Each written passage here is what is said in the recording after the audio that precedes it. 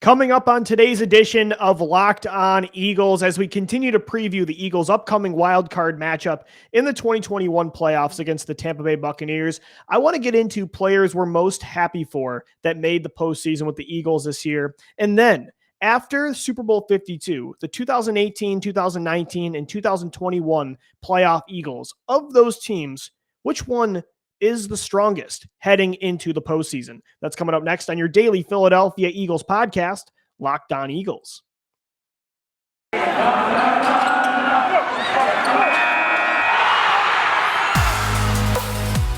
You are Locked On Eagles, your daily Philadelphia Eagles podcast, part of the Locked On Podcast Network, your team every day.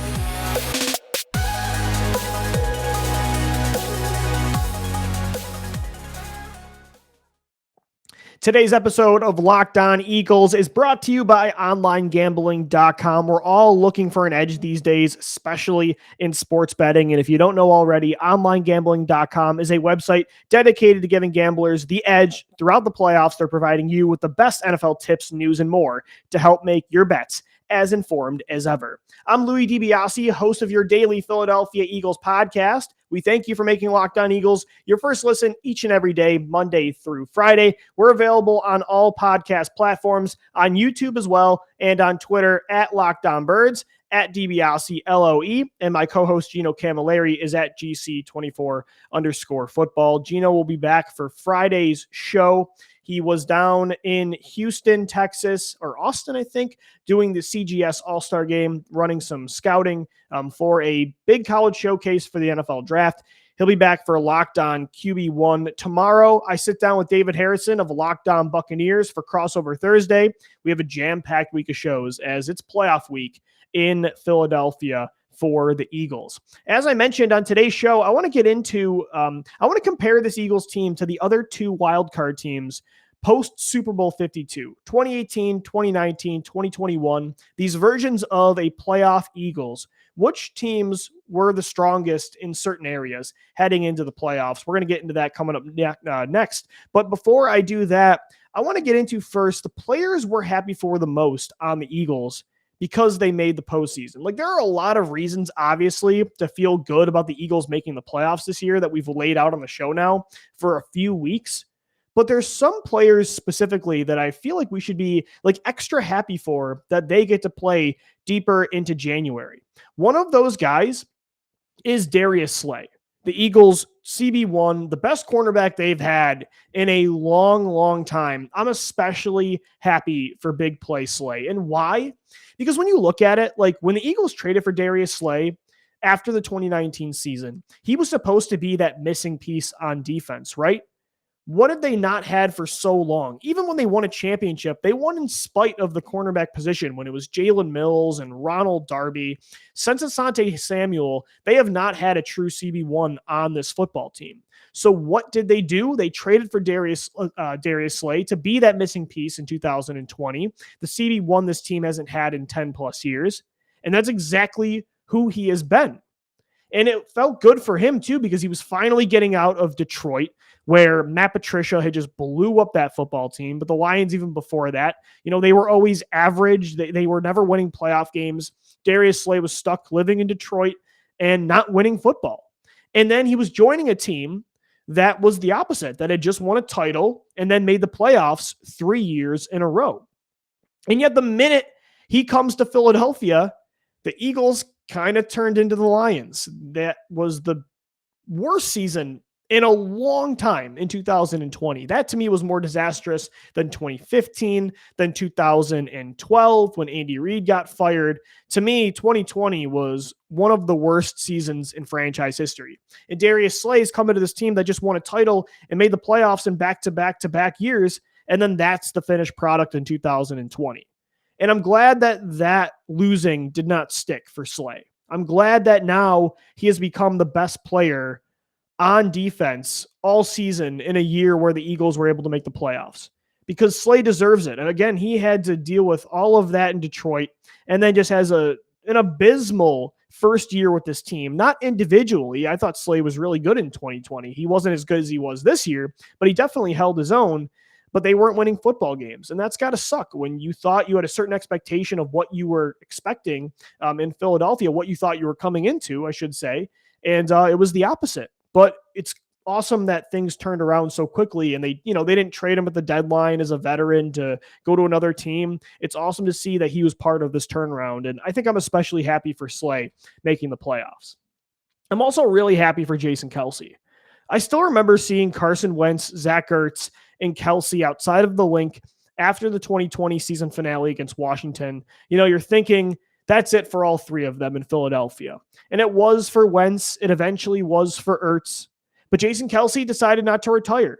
He decided to still be the foundation piece of the Eagles offense. And I'm really glad that he did not finish off his career in a rebuilding year that resulted in another losing season. Like, I'm really glad that after deciding to not end it in a disastrous way like 2020 was, he comes back and they didn't just win, 5 or 6 games. Like, for Jason Kelce to come back and it was worth it for him, for the Eagles to make the postseason, that's awesome. And it maybe, if he decides to retire, I really hope he doesn't, and hope he is part of this team moving forward and taking that next step and becoming a perennial contender in the NFC and the entire NFL. If this is it for Jason Kelce, if they lose on Sunday, or if this playoff run is it, I'm really glad you got to kind of, tie that bow on top of a beautiful gift that was Jason Kelce's career, and have him kind of help transition this team into a new era of winning football.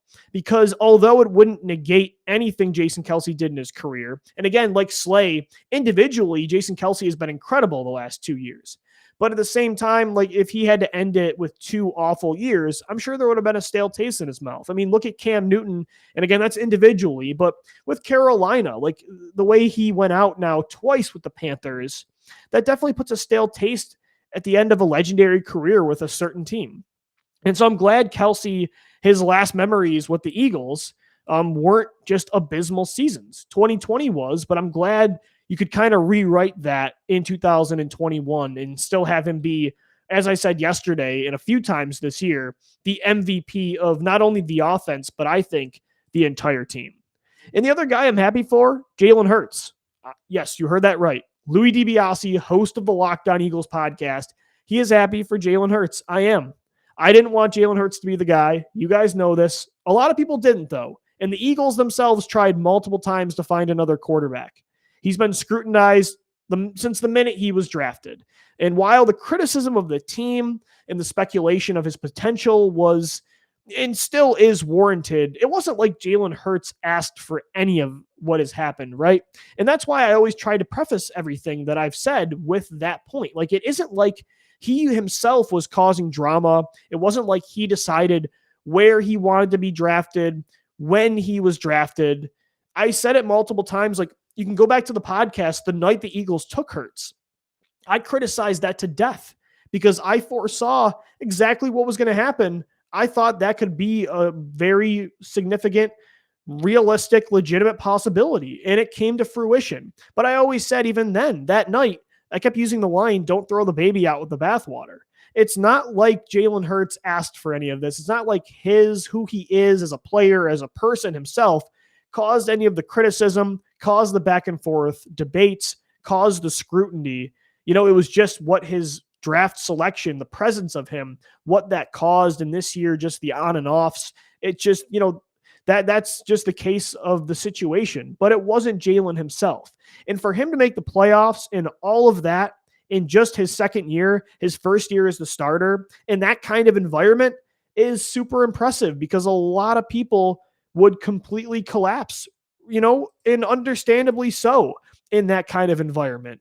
But he didn't. And to see him getting to play in his first playoff game in his first year as the quarterback at 23 years old, getting to play Tom Brady, who, by the way, I'm at 44. That is the biggest age gap for starting quarterbacks in a playoff matchup in NFL history.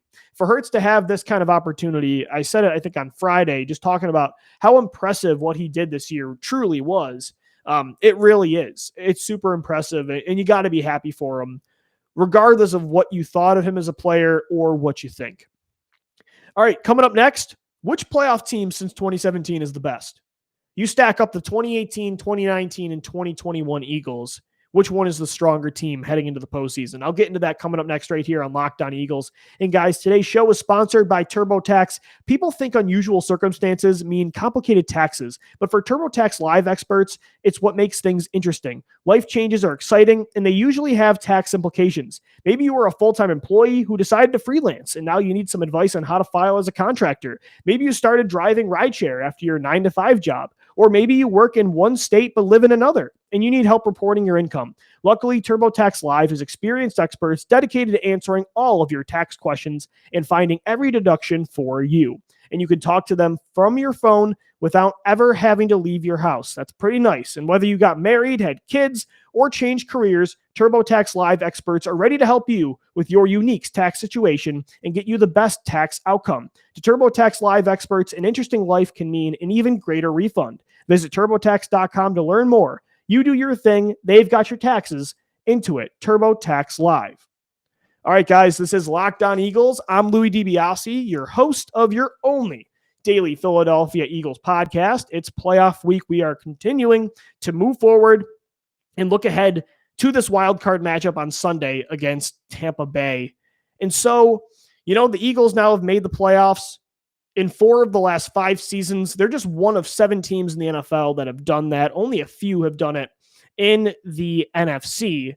And so, as I typically do, I like to compare the current Eagles to past Eagles. It's just one of my favorite things to do on the show. And I was thinking about it the other day. I was thinking about 2018 and 2019 and how a second half surge put them in the postseason unexpectedly. And when I was thinking about those 3 teams, a question kind of came to my head. And I put it to a poll, and I posed the question, which of these playoff teams, these 3 playoff teams, post Super Bowl 52, because obviously that team is the greatest Eagles team in the history of this franchise, which of the 3 playoff teams after that is the best one? So the majority of you Locked On Eagles listeners out there that follow me on Twitter, at DiBiase, LOE, the majority of you think that the 2018 wildcard team was the strongest of these 3 playoff squads. And then 2021 finished second in the results. And then it was 2019. And it truly is a tough question, because this 2021 team is currently, of the 3, I would say the most consistent. I think that's fair, right? 2018, they had to go, they won 5 of their last 6 to get to 9-7 and be the 6th seed. They won their final 3 games. And in 2019, they won 4 straight to win the division. But this team in 2021, they won 70% of the second half of their matchups. They won 7 of their last 10 games, 7 of 9 that truly mattered to get into the postseason. So to me, they're probably the most consistent of the 3.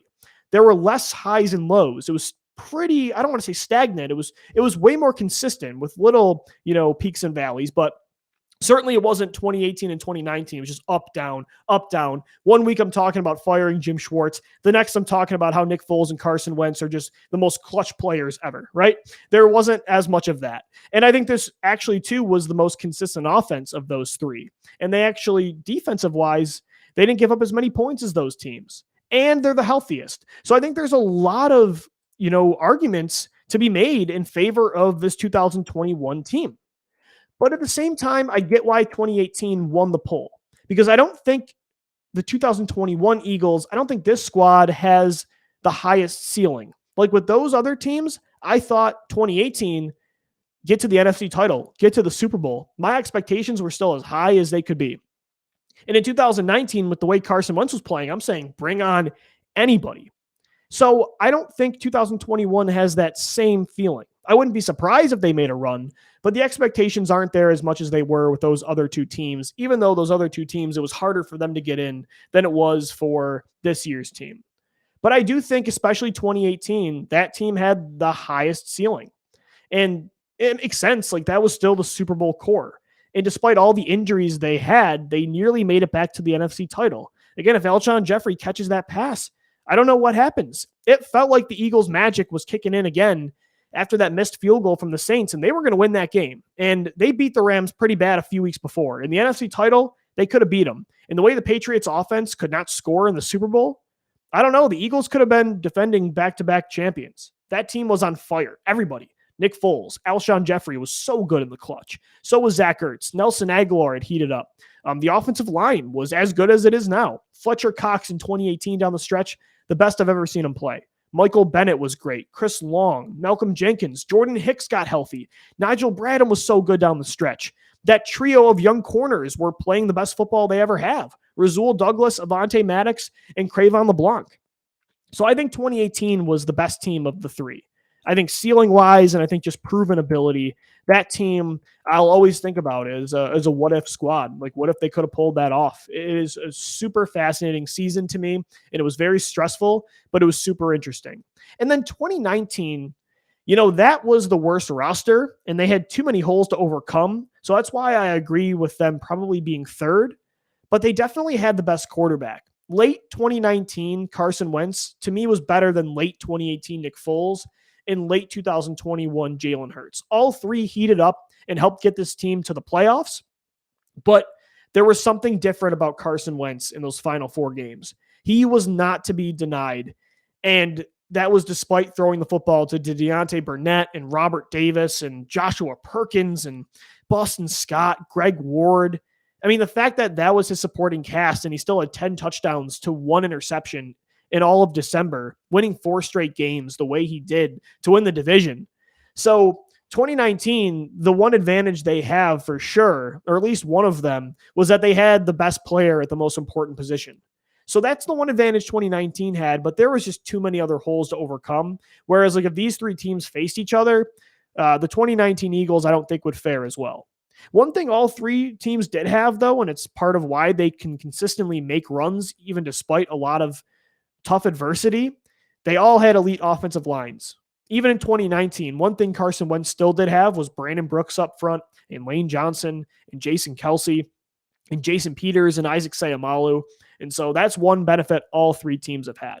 I want to get into the positional advantages, though, of those teams coming up next. Let's get into it. This is Locked on Eagles.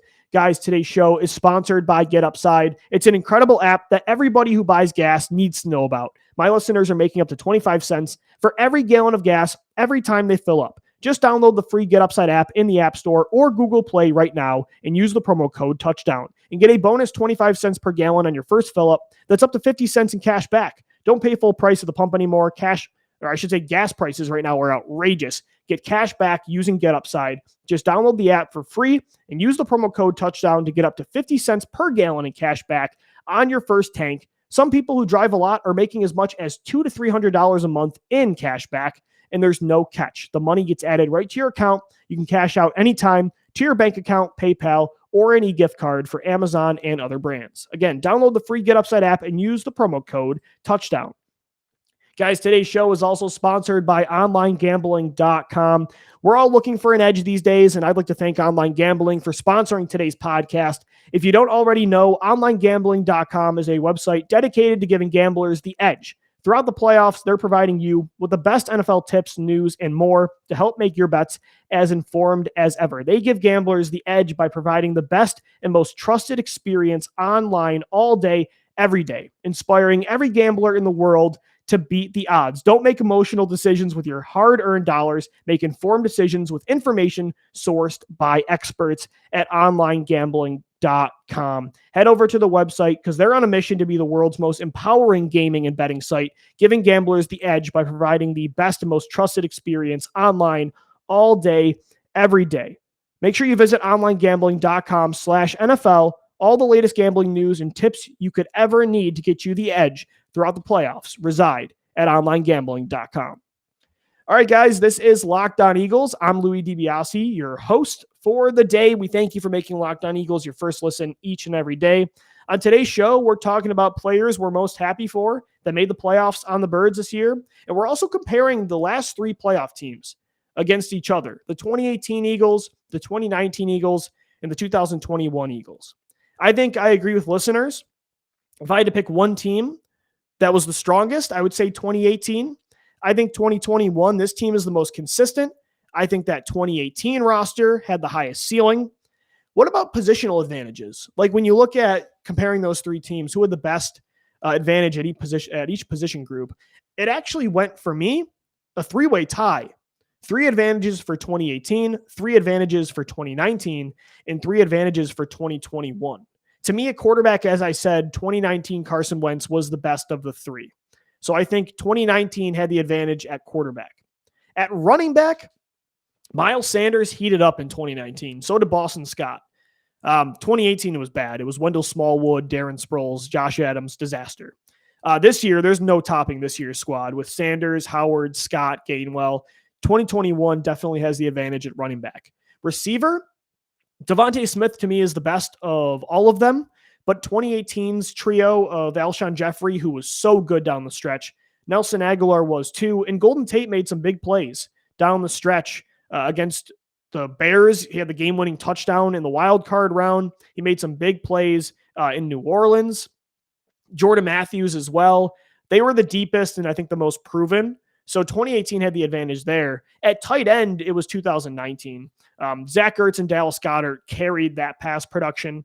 And I think that was when both were still, when it comes to Goddard's the best he's ever been now. Ertz was the best he's ever been in 2018. But you combine those two in 2019 with how good they were, that would be the advantage. And then the offensive line, it's tough because all 3 were elite units. I would say 2021. This year, there's no topping this line. On defense, the defensive line of 2018 is the best. I mean, like I said, Fletcher Cox, I've never seen him as good as he was that season. Chris Long, too, was better in 2018 than he was in 2017. Michael Bennett was so good inside and out. That defensive line. And Timmy Jernigan came back and played some good football down the stretch. People forget because Jernigan was hurt for most of that year, but he played some solid football on the first 2 downs, giving the Eagles an edge pass rush-wise on the interior. Linebacker, advantage again, 2018. Jordan Hicks got healthy. Nigel Bradham got hot. Those 2 together were so good, and the Eagles have missed them ever since for sure at this position.